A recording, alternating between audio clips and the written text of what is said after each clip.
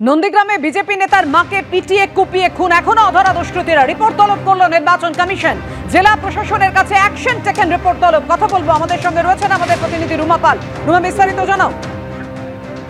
দেখো, নন্দীগ্রামের ঘটনায় ইতিমধ্যে কিন্তু নির্বাচন কমিশন অ্যাকশন টেকেন রিপোর্ট চেয়েছে। দেখো, প্রথমেই বলে রাখি যে ষষ্ঠ দফার নির্বাচনে এবার কিন্তু কিউআরটির সংখ্যা যেভাবে বাড়ানো হয়েছে, প্রায় 919 কোম্পানি কেন্দ্রীয় বাহিনী যেখানে থাকছে সেখানে 919 কিউআরটি থাকছে, এবং P-1 P-2 এই যে প্রথম থেকে যে ভোটের আগের দিন থেকে যে হিংসার বাতাবরণ তৈরি হয় সেটাকে রুখতে কিন্তু কিউআরটি রাখা হয়েছে। কিন্তু তাও দেখা যাচ্ছে যে ভোটের ঠিক কয়েকদিন আগে কিন্তু এই ধরনের ঘটনা ঘটছে এবং কমিশন অ্যাকশন টেকেন রিপোর্ট। অন্যদিকে জানিয়ে রাখি যে পূর্ব মেদিনীপুর জেলাতে কিন্তু 237 কোম্পানি কেন্দ্রীয় বাহিনী যেখানে থাকছে, এই জেলার কিন্তু রাজ্য পুলিশের সংখ্যা কিন্তু কম থাকছে। কেন্দ্রীয় নির্বাচন কমিশন কিন্তু 714 জন রাজ্য পুলিশ রাখছে, অর্থাৎ কেন্দ্রীয় বাহিনী বেশি দেওয়া হচ্ছে, কিউআরটি বেশি দেওয়া হচ্ছে। তা সত্ত্বেও কিন্তু এই ধরনের ঘটনা যখন সামনে আসছে, সেক্ষেত্রে নির্বাচন কমিশনের অবশ্যই কপালে ভাঁজ পড়েছে এবং তারা এই নিয়ে চিন্তিত। কি ধরনের কেন এই ঘটনা ঘটছে পুরো বিস্তারিত তথ্য চেয়ে কিন্তু অ্যাকশন টেকেন রিপোর্ট চেয়েছে নির্বাচন কমিশন। ধন্যবাদ তোমায়। আপনাদের দেখাবো সেই মুহূর্তের ছবি যখন অগ্নিগর্ভ হয়ে উঠল নন্দীগ্রাম। দেখুন, কিন্তু কার্যত রণক্ষেত্রের চেহারা। যে আগুনের কথা বলে সেই আগুন কিন্তু এখনো পর্যন্ত চলছে, তুমি দেখতে পাচ্ছ। হলদিয়ার অ্যাডিশনাল এসপি নেতৃত্বে পুলিশ অগ্রসর হচ্ছে। বিশাল পুলিশ বাহিনী, র্যাব যেরকম ভাবে রয়েছে, কেন্দ্রীয় বাহিনীর জওয়ানেরা রীতিমতো তারা কিন্তু অগ্রসর হচ্ছে। যে পরিস্থিতি সকাল থেকে হয়েছিল দেখতে পাচ্ছি, পুলিশ বাহিনী তারা কিন্তু অগ্রসর হচ্ছে। রীতিমতো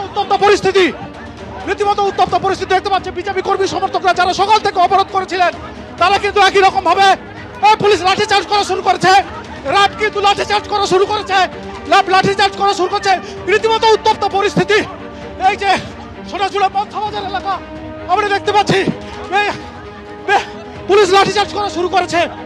সকাল থেকে অবরোধ করা হচ্ছিল, একজনকে ধরে ফেলছে দেখতে পাচ্ছি। পুলিশ বাহিনী রীতিমতো কিন্তু তারা উত্তপ্ত পরিস্থিতি, দফায় দফায় পুলিশ বোঝানোর চেষ্টা করছিল, কিন্তু কোনো রকম ভাবে তাদেরকে শান্ত করা যায়নি।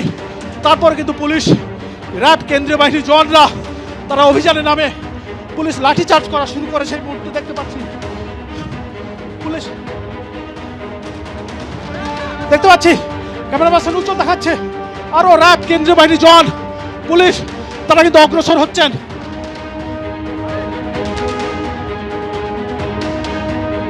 উজ্জ্বলকে দেখাতে বলবো সামনে পুলিশ বাহিনী, র্যাব তারা কিন্তু ছুটছে। যারা দুষ্কৃতীরা, যারা সকাল থেকে এখন অবরোধ করেছিল, তাদেরকে কোন রকম ভাবে হটানোর চেষ্টা করছেন। উজ্জ্বলকে দেখাতে বলবো, উজ্জ্বল সামনের দিকে র্যাবের বাহিনী তারা কিন্তু এগিয়ে গিয়েছে। প্রথমে যারা অবরোধ করছিল তাদেরকে বোঝানোর চেষ্টা হচ্ছিল, অবরোধ তুলে নেওয়ার চেষ্টা করা হচ্ছিল। সেই এতে যখন কাজ হয়নি, সেই কথাতে যখন কান হয়নি, তখন তারা রীতিমতো মারমুখী হয়ে পড়ে এবং দেখতে পেয়েছি পুলিশ লাঠিচার্জ করা শুরু করেছে।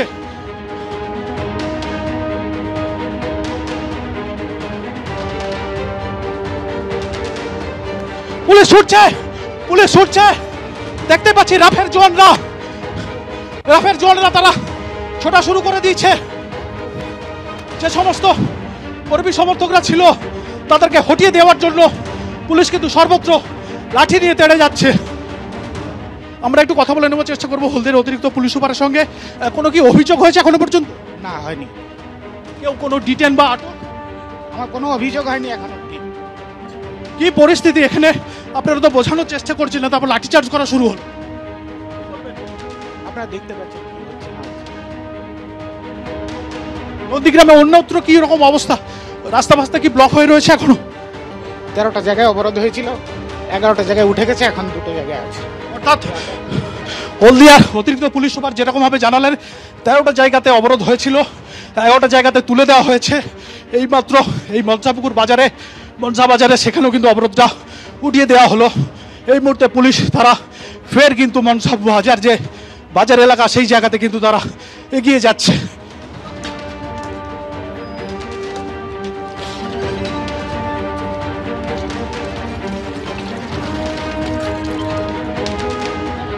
আগামী 25শে মে শনিবার দিন কিন্তু এই নন্দীগ্রামে ভোট রয়েছে, যেটা তমলুক লোকসভার মধ্যে পড়ছে। সেই ভোটের আগে এক বিজেপির নেতার মায়ের খুনের ঘটনাতে কিন্তু নতুন করে উত্তেজনা বলা ভালো, উত্তপ্ত হয়ে উঠেছে, রণক্ষেত্র চেহারা নিয়েছে এই নন্দীগ্রাম।